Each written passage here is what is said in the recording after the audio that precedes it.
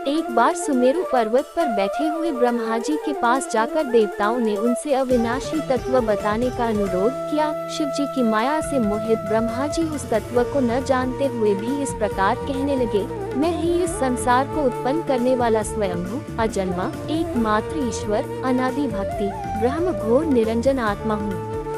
मैं ही प्रवृत्ति और निवृत्ति का मूलाधार, सर्वलीन पूर्ण ब्रह्म हूँ। ब्रह्मा जी ऐसा कि पर मुनि मंडली में विद्यमान विष्णु जी ने उन्हें समझाते हुए कहा कि मेरी आज्ञा से तो तुम सृष्टि के रचयिता बने हो, मेरा अनादर करके तुम अपने प्रभुत्व की बात कैसे कर रहे हो।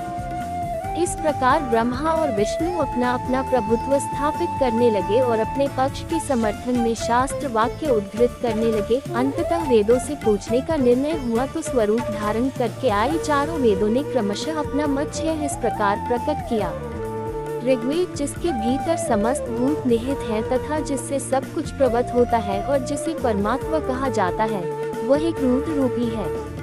यजुर्वेद जिसके द्वारा हम वेद भी प्रमाणित होते हैं तथा जो ईश्वर के संपूर्ण यज्ञों तथा योगों से भजन किया जाता है, सबका दृष्टा वह एक शिव ही है।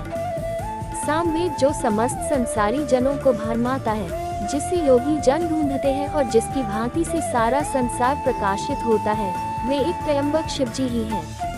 अथर्ववेद जिसकी भक्ति से साक्षात्कार होता है और जो सब या सुख दुख अतीत अनादि ब्रह्म है, वे केवल एक शंकर जी ही हैं। विष्णु ने वेदों के इस कथन को प्रताप बताते हुए नित्य शिवा से रमण करने वाले दिगंबर पीतवन धूलि धूसरित प्रेमनाथ कुवेटाधारी सर्वावेष्टित विपिन वही निरसन शिव जी को पर ब्रह्म मानने से इनकार कर दिया।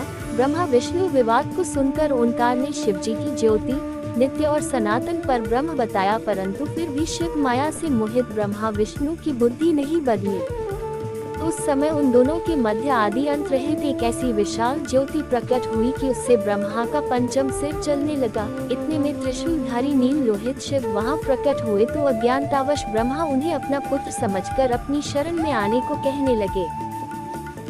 ब्रह्मा की संपूर्ण बातें सुनकर शिव जी अत्यंत क्रोध हुए और उन्होंने तत्काल भैरव को प्रकट कर उससे ब्रह्मा पर शासन करने का आदेश दिया। आज्ञा का पालन करते हुए भैरव ने अपनी बाईं उंगली के नखाग्र से ब्रह्मा जी का पंचम सिर काट डाला। भयभीत ब्रह्मा शतरुद्री का पाठ करते हुए शिव जी के शरण हुए। ब्रह्मा और विष्णु दोनों को सत्य की प्रतीति हो गई और वे दोनों शिव जी की महिमा का गान करने लगे। ये देखकर शिव जी शांत हुए और उन दोनों को अभयदान दिया। इसके उपरांत शिव जी ने उसके भीषण होने के कारण भैरव और काल को भी भयभीत करने वाला होने के कारण काल भैरव तथा भक्तों के पापों को तत्काल नष्ट करने वाला होने के कारण पाप भक्षक नाम देकर उसे काशीपुरी का अधिपति बना दिया। फिर कहा कि भैरव तुम इन ब्रह्मा विष्णु को मानते हुए ब्रह्मा के कपाल को धारण करके इसी के आश्रय से भिक्षावृत्ति करते हुए वाराणसी में चले जाओ। वहाँ उस नगरी के प्रभाव से तुम ब्रह्म हत्या के पाप से मुक्त हो जाओगे। शिव जी की आज्ञा से भैरव जी हाथ में कपाल लेकर ज्यों ही काशी की ओर चले, ब्रह्म हत्या उनके पीछे पीछे वो चली। विष्णु जी ने उनकी स्तुति करते हुए उनसे अपने को उनकी माया से मोहित न होने का वरदान मांगा। विष्णु जी ने ब्रह्म हत्या के भैरव जी के पीछा करने की माया पूछना चाही तो ब्रह्म हत्या ने बताया कि वह तो अपने आप को पवित्र और मुक्त होने के लिए भैरव का अनुसरण कर रही है। भैरव जी जो ही काशी पहुँचे त्यों ही उनके हाथ से चिमटा और कपाल छूटकर पृथ्वी पर गिर गया और तब से उस स्थान का नाम कपाल मोचन तीर्थ पड़ गया। इस तीर्थ में जाकर सविधि पिंडदान और देव पितृ तर्पण करने से मनुष्य ब्रह्म हत्या के पाप से निवृत्त हो जाता है।